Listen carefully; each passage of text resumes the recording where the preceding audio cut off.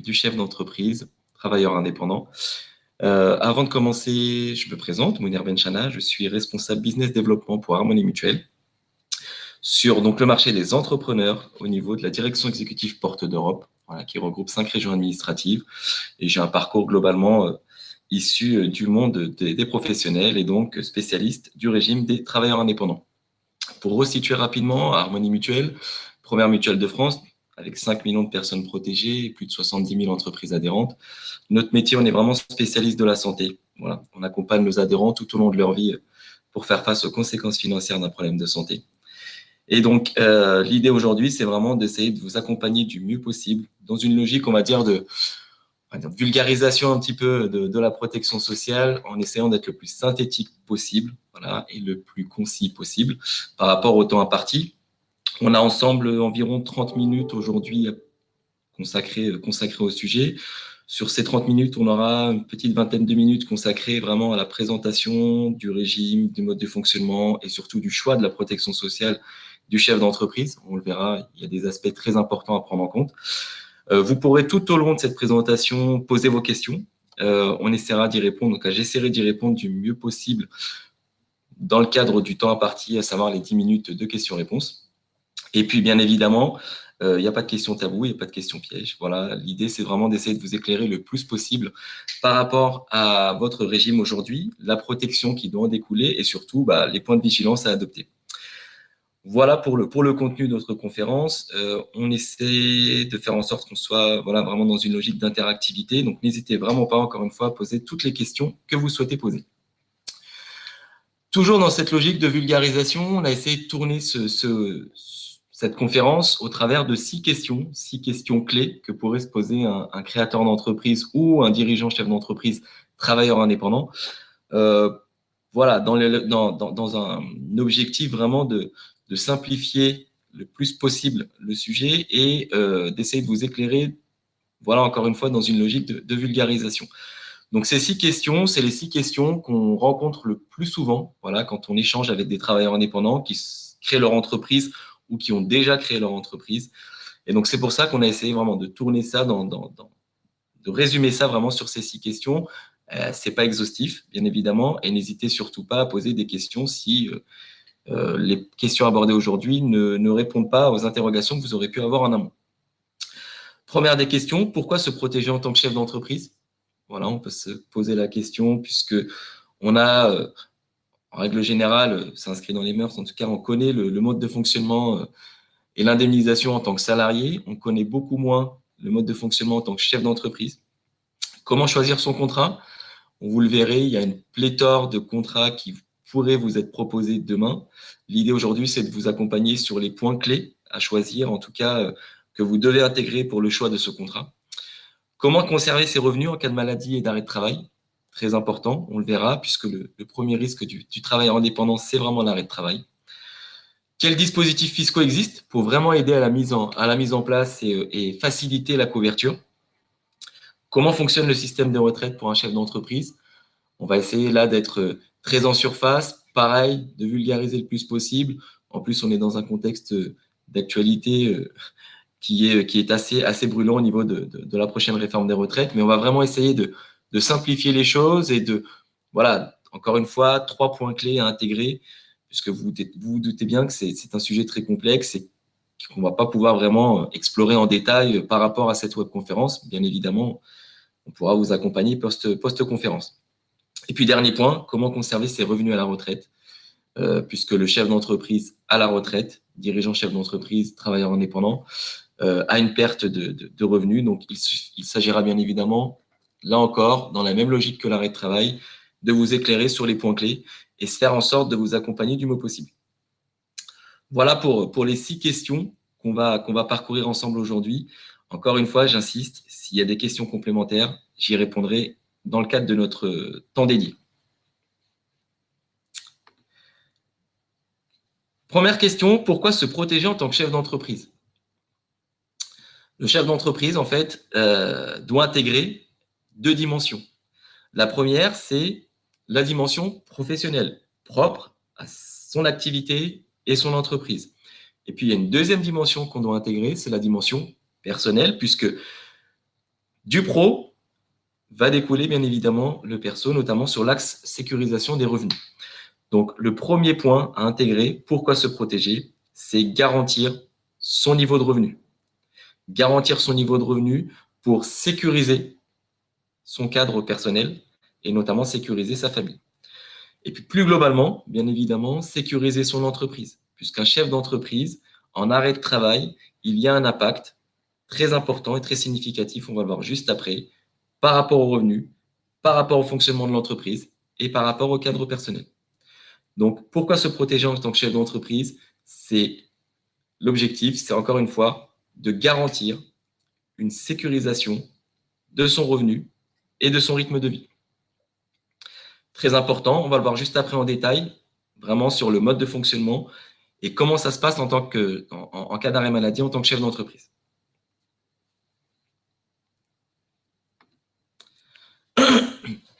Je l'ai dit tout à l'heure, en cas de maladie, en cas d'accident, en cas de pépin, excusez-moi du terme, le chef d'entreprise peut se retrouver en arrêt maladie. Comment ça fonctionne pour le chef d'entreprise en arrêt maladie? Il va bénéficier de ce qu'on appelle un maintien de revenu versé par la SSI, Sécurité sociale des indépendants, l'assurance maladie des indépendants. Mais ce maintien de revenu va avoir un point très important à intégrer, puisque ce maintien de revenu va s'opérer, mais pas de manière pleine et entière au niveau du régime obligatoire sécurité sociale. Globalement, il y a une perte d'environ 50% du revenu en cas d'arrêt de travail.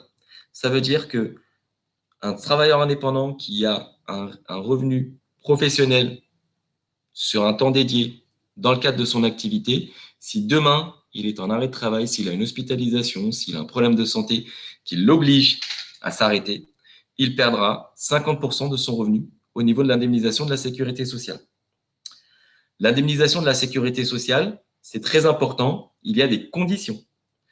La première des conditions, c'est d'être à minima affilié sur 12 mois à la sécurité sociale des indépendants.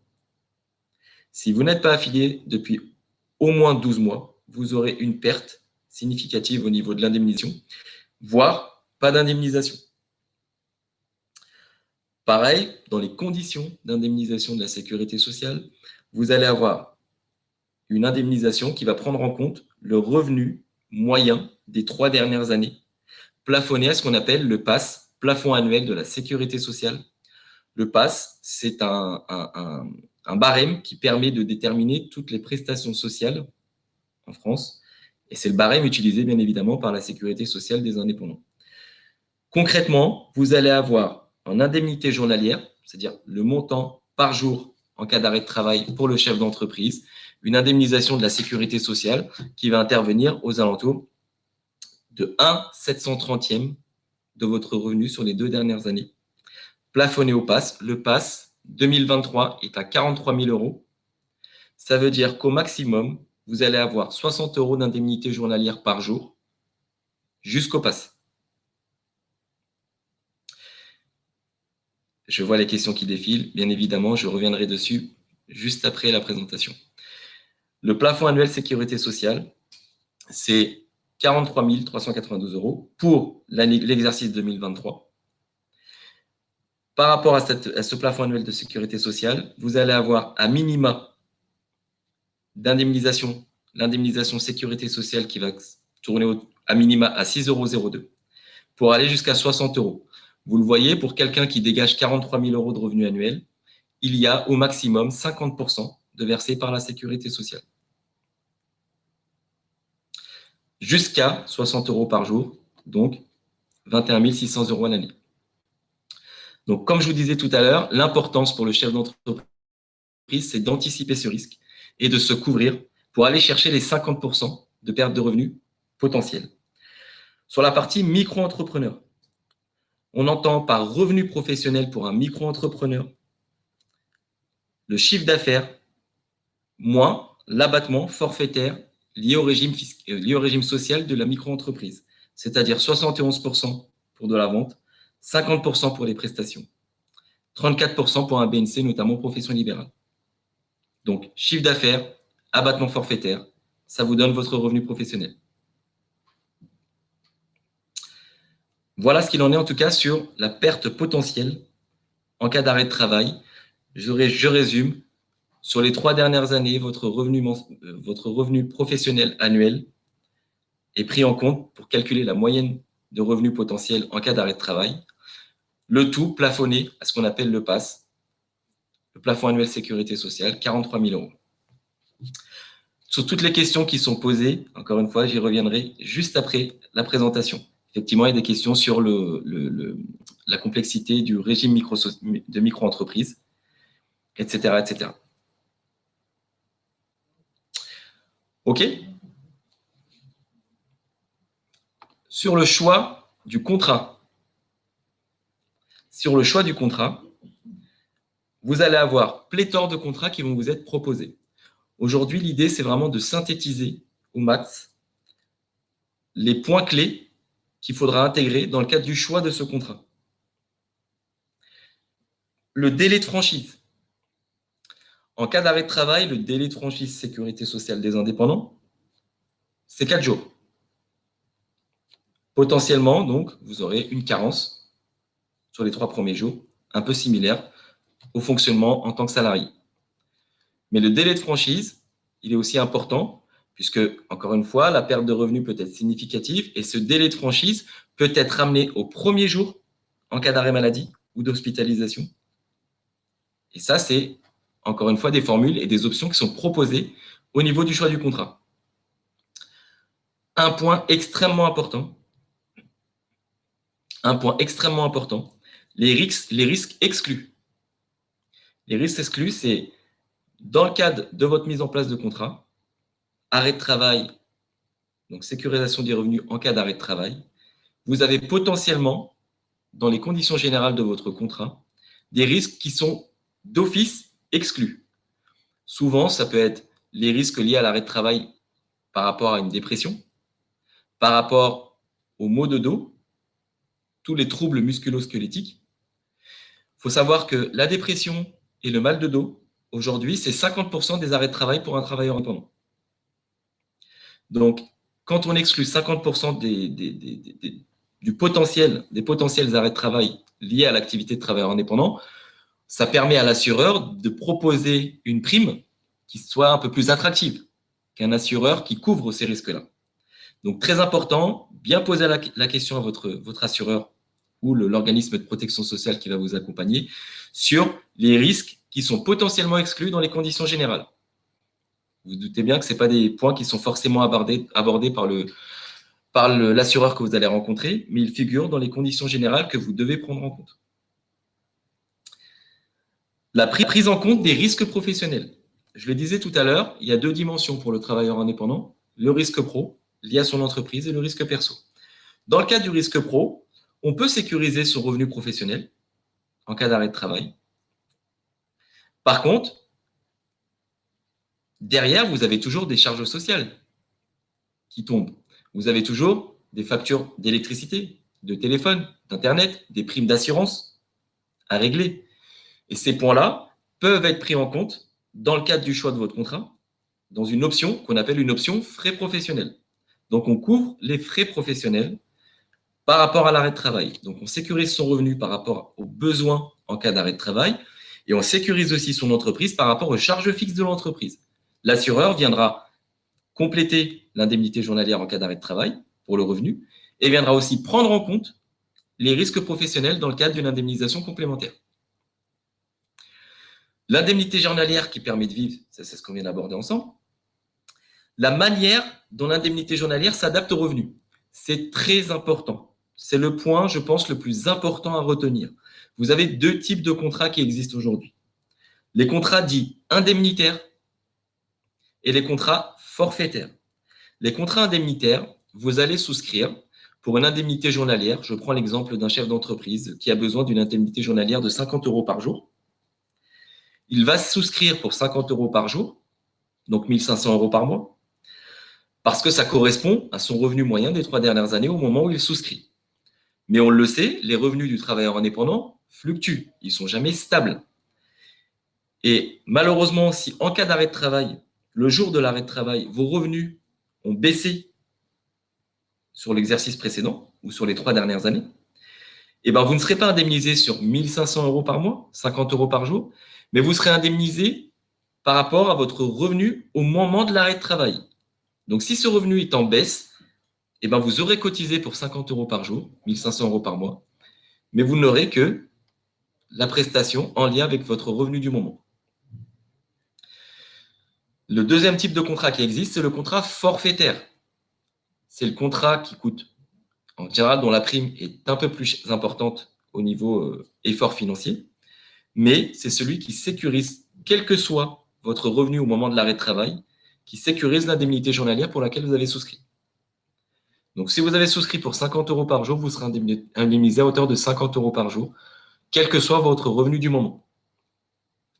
Les contrats forfaitaires se font de plus en plus rares aujourd'hui. Voilà. Et on est plutôt sur les logiques indemnitaires. La présence ou non d'exonération de cotisation, très important à intégrer. L'exonération de cotisation, c'est une option, c'est-à-dire qu'au moment de votre arrêt de travail, vous ne cotisez plus pour votre contrat. Bien évidemment, un point très important, c'est le choix de votre interlocuteur qui vous accompagnera, quel que soit le contrat choisi, et surtout qui viendra tous les ans vous visiter pour savoir si vos revenus ont fluctué, ont augmenté ou ont baissé, pour vraiment s'ajuster au mieux et faire un avenant au contrat en conséquence. Voilà pour le choix du contrat en tant que travailleur indépendant dans le cadre de l'arrêt de travail.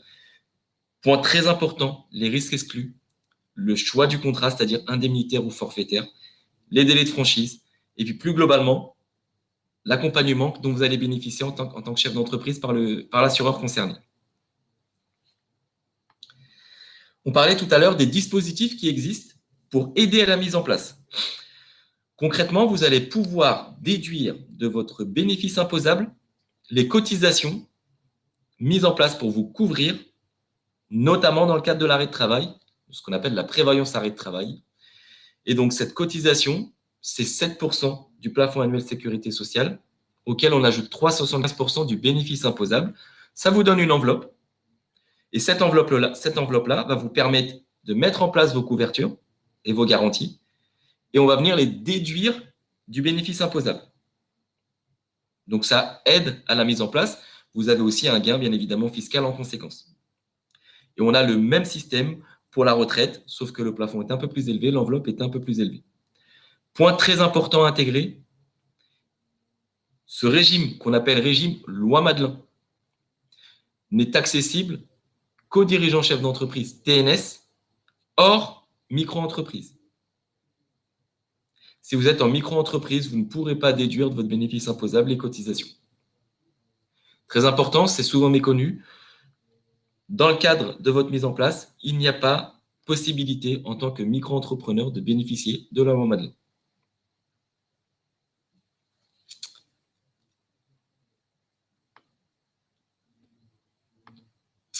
Au niveau de la retraite maintenant, on l'a vu tout à l'heure, en cas d'arrêt de travail, 50% de votre revenu indemnisé par la sécurité sociale, donc 50% à compléter, le cas échéant, pour maintenir votre niveau de vie, faire face à vos charges et à votre cadre perso, bien évidemment, et puis bien évidemment, sécuriser votre entreprise. Et bien pour la retraite, c'est le même fonctionnement. En cas de départ en retraite, la perte moyenne de revenus pour un chef d'entreprise, c'est 50%. Ça veut dire que son dernier revenu avant la retraite, on prend 50%, c'est ce qu'il aura en cas de départ en retraite. Pour faire très simple, je ne vais pas rentrer dans le détail, pour calculer le montant dont vous pourrez bénéficier en cas de départ en retraite, c'est le revenu professionnel moyen sur les 25 meilleures années, tout régime confondu, parce qu'on prend en compte, bien évidemment, si vous avez été salarié, votre revenu est bien évidemment les trimestres cotisés en tant que salarié, mais c'est les 25 meilleures années limitées au plafond annuel sécurité sociale, auquel on multiplie le taux. Le taux, c'est 50% si vous avez cotisé si vous avez cotisé à l'ensemble des trimestres nécessaires pour valider ce taux plein. Le taux plein pour un travailleur indépendant, c'est 50%. À cela, on multiplie en complément sur la durée d'assurance, c'est-à-dire qu'il faut à minima, si vous êtes né après 73, 172 trimestres pleins cotisés pour pouvoir bénéficier de 50% du revenu en retraite de base pour un chef d'entreprise, en tant que chef d'entreprise. Donc, vous le voyez, en cas de départ en retraite, il y a une perte de revenus d'environ 50%. Et donc, très important pour le chef d'entreprise, c'est anticiper cette perte de revenus en mettant en place et en s'appuyant sur des dispositifs très attractifs et très intéressants pour le chef d'entreprise, qui découle de la loi Pacte, qui a été votée en 2019, et qui permet au chef d'entreprise de pouvoir déduire de son bénéfice imposable les versements, qu'on appelle des versements programmés, dans le cadre d'un contrat qu'on appelle le PER individuel, contrat épargne retraite individuel.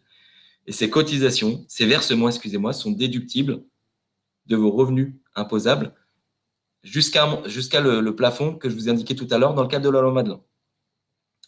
Vous avez aussi la possibilité de réaliser des versements libres. Par exemple, vous avez un exercice commercial ou un exercice fiscal qui se termine bien et donc des revenus plus importants que ce que vous aviez anticipé. Vous pouvez faire des versements exceptionnels pour pouvoir déduire ces versements exceptionnels de votre bénéfice imposable. Et l'objectif de tout ça, les versements programmés, les versements exceptionnels, c'est de récupérer au moment de votre départ en retraite, soit sous forme de rente, soit sous forme de capital, votre épargne constituée tout au long de votre activité de travailleur indépendant. Attention, très important, en tant que travailleur indépendant, si vous récupérez cette épargne dans le cadre, sous forme de capital, vous allez être taxé sur les plus-values, donc les gains par rapport à la mise en place de ce contrat pendant la phase de versement. Donc jusqu'à 30%, ce qu'on appelle le plafond sécurité sociale obligatoire et unique. Donc ce PFU, c'est 30% des gains et le capital qui sera lui soumis à l'impôt sur le revenu. Si vous sortez sous forme de rente, les rentes sont imposables au titre de l'impôt sur le revenu et assujetties au barème de l'impôt sur le revenu. Donc très important, dans le cadre de votre activité de travailleur indépendant, 2 axes majeurs à prendre en compte, les 2 axes les plus importants, la retraite et l'arrêt de travail. Pour les deux, il y a des dispositifs qui accompagnent et qui facilitent la mise en place. Voilà, pour résumer, pour synthétiser le plus possible, en tout cas, cette présentation et cette webconférence et cet axe d'accompagnement du dirigeant chef d'entreprise au niveau de sa protection. Je vous propose maintenant de passer aux questions-réponses. Alors, première question. Quand vous parlez d'indépendance, cela correspond à quel statut d'entreprise? Alors, le travailleur indépendant, c'est divers statuts. C'est le micro-entrepreneur, c'est l'entreprise individuelle, c'est la SARL unique, c'est la SARL. Voilà, c'est tout ce qui est en lien avec l'entreprise individuelle et surtout la SSI, Sécurité sociale des indépendants. À ne pas confondre avec un statut type SAS ou SASU, où là, on est salarié, donc on est dans le cadre du régime général Sécurité sociale. C'est une question de Valérie. Si on a été salarié avant d'être indépendant, a-t-on une prise en charge meilleure la première année au niveau sécurité sociale? Alors, je le disais tout à l'heure, il vous faut 12 mois de cotisation SSI, être à jour de vos cotisations pour pouvoir bénéficier des prestations que j'ai abordées tout à l'heure. Par contre, si vous avez été au chômage, si vous avez une activité de salarié avant, il faudra faire une demande à la sécurité sociale des indépendants pour prendre en compte ces revenus, pour potentiellement vous indemniser à hauteur des revenus que vous avez perçus avant d'être travailleur indépendant. C'est une option, ce n'est pas obligatoire et c'est selon les conditions. Comment cela se passe pour les 12 premiers mois d'activité si l'on a un arrêt du coup? Donc c'est bien, je viens d'y répondre. Concrètement, on prend vos revenus avant les 12 derniers mois, si vous avez été au chômage ou si vous avez été salarié, et on indemnise en conséquence. Bonjour. Si on vient d'ouvrir sa micro, donc pas d'indemnisation. Si on prend la prévoyance, l'indemnisation se fait comment?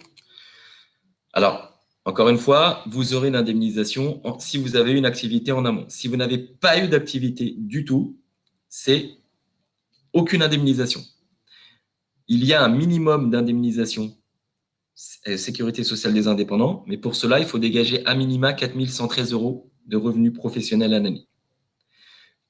Si vous n'avez pas ce minimum de revenus, vous n'aurez aucune indemnisation. Par contre, l'assureur peut prendre en compte cette situation.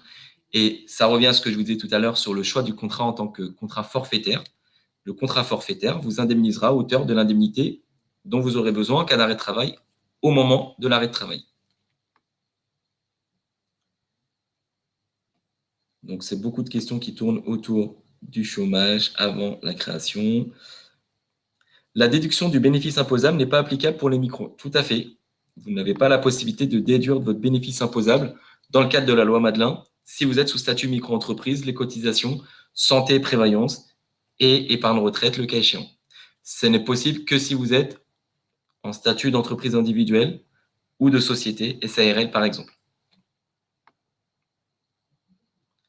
Est-ce que mettre en place des versements programmés lorsqu'on en a déjà... Est-ce que l'on peut mettre en place des versements programmés lorsqu'on a déjà 60 ans? Absolument pas. Enfin, c'est pas interdit, mais mettre en place une épargne à partir de 60 ans, l'épargne constituée pendant la phase d'épargne ne vous permettra pas de bénéficier d'une rente qui compensera le delta et la perte de revenus potentiels en cas de départ en retraite. Voilà. Pour être vraiment dans une logique de devoir de conseil en tant qu'assureur, si vous avez moins de 50 ans et que vous commencez à mettre en place des versements périodiques pour l'épargne retraite, soit il faudra compenser ces versements périodiques, ça veut dire qu'il faudra qu'ils soient très importants pour pouvoir constituer une épargne importante parce que la durée pendant laquelle vous allez constituer votre épargne sera courte. Donc, une épargne plus importante pendant la durée constitutive et ensuite potentiellement une rente ou un capital en conséquence, mais qui correspondra au versement. Donc, si on a plus de 50 ans, c'est des versements importants et ce n'est pas forcément ce qu'il y a de plus intéressant, en tout cas, si on est dans une logique de devoir de conseil. Mais clairement, si vous avez 60 ans, ce n'est pas forcément constitué, sauf si vous versez de manière très importante et auquel cas, ça sera à voir au cas par cas avec votre assureur. Être auto-entrepreneur n'est pas très efficace finalement si l'on pense à toutes les déductions possibles. Alors oui et non. Ce qu'on dit souvent, c'est que la micro-entreprise, c'est un statut tremplin. C'est un statut sur lequel on commence à se familiariser à l'environnement de travailleurs indépendants et donc de chefs d'entreprise. Vous avez à la fois un système très simple avec des abattements forfaitaires définis et de manière forfaitaire comme l'on l'indique. Donc, vous n'avez pas à vous soucier des taux de cotisation, etc. Par contre, effectivement, vous ne pouvez pas bénéficier des dispositifs fiscaux sociaux qui sont intéressants et attractifs qu'on a abordés tout à l'heure, notamment dans le cadre de votre protection sociale. Hop, je déroule. Est-ce que c'est possible un contrat à retraite pour les auto-entrepreneurs? Bien évidemment, vous avez la possibilité de mettre en place. Par contre, là, on sera sur un régime fiscal hors travailleur indépendant, c'est-à-dire régime fiscal particulier. Et donc, bien évidemment, vous aurez la possibilité de déduire de de vos revenus en tant que travailleur indépendant, micro-entrepreneur, comme vous aurez pu les déduire de votre revenu en tant que salarié. Voilà, bénéfice imposable.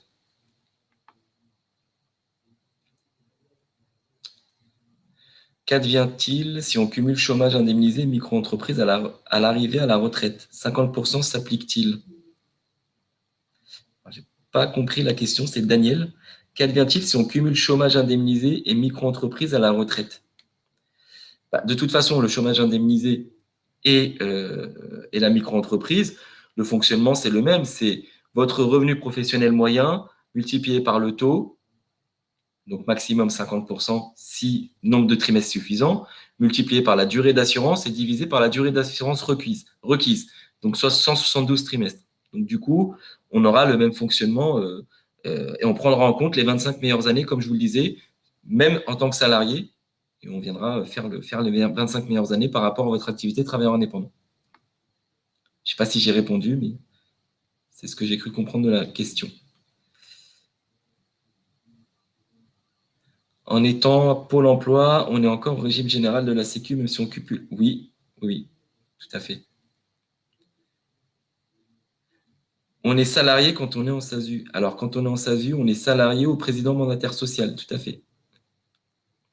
Alors, on ne va pas rentrer dans le détail, ce n'est pas l'objet de la conférence, mais effectivement, on peut être salarié de son entreprise. Je viens d'ouvrir ma micro, je viens de recevoir une lettre que je suis toujours affilié à la CEPAM et non pas indépendant. Vous êtes toujours à la CEPAM et non pas... Alors, comme je vous le disais tout à l'heure, le régime RSI qui existait autrefois n'existe plus. Vous êtes maintenant Sécurité sociale des indépendants. Donc, caisse primaire d'assurance maladie, mais régime indépendant. Donc, c'est normal que vous ayez reçu un courrier de la CEPAM. Vous dépendez de la Sécurité sociale des indépendants. C'est la Sécurité sociale via une branche dédiée qui vous accompagne. Le contrat forfaitaire permet de maintenir son revenu même avant la fin des 12 premiers mois, même si on n'a pas cotisé à la SSI. Le contrat forfaitaire, effectivement, lors de la mise en place, prend en compte une indemnité journalière forfaitaire qui vous sera indemnisée. Et donc, c'est pour ça que je vous parlais tout à l'heure de l'importance de faire le point tous les ans et d'être accompagné par un interlocuteur privilégié qui va venir lui aussi s'ajuster en fonction de l'évolution de votre activité de travailleur indépendant. En SASU, quels sont les droits aux indemnités et à la retraite? En SASU, si vous êtes salarié de votre entreprise, vous bénéficiez des mêmes prestations qu'un salarié lambda. Voilà. Et donc, vous avez aussi un accompagnement retraite qui se rapproche du régime général. Attention, les cotisations sociales en SASU sont beaucoup plus importantes qu'en tant que TNS. En TNS, vous êtes à peu près à 45% de cotisations sociales, alors qu'en SASU, vous êtes plus proche des 60%. Donc, un taux de charge plus important, même si un taux d'indemnisation plus important en cas d'arrêt de travail et puis une cotisation retraite plus élevée, tout à fait. Harmonie Mutuelle ne propose pas de prévoyance. Si, c'est notre cœur de métier. On accompagne nos chefs d'entreprise pour leur proposer des solutions en cas d'arrêt de travail pour sécuriser leurs revenus et leur entreprise. Comment peut-on savoir quelle indemnité nous aurons droit à la retraite? Ça se fait dans le cadre d'un diagnostic et d'un bilan fait avec un interlocuteur dédié, avec votre assureur, qui vous accompagne, qui pourra même vous faire des simulations avec des hypothèses hautes et basses. Donc concrètement, un point très important à intégrer au moment de votre création d'entreprise, rencontrer un interlocuteur dédié, spécialiste en protection sociale, qui viendra vous aiguiller dans une logique d'audit, de diagnostic, et puis bien évidemment d'accompagnement en conséquence. Voilà, j'ai cru répondre à toutes les questions. Il ne me reste plus qu'à vous remercier toutes et tous pour votre participation. N'hésitez pas à revenir vers nous s'il y a des questions complémentaires. En tout cas, il ne me reste plus qu'à vous souhaiter une bonne fin de journée. Merci pour votre attention et à très bientôt.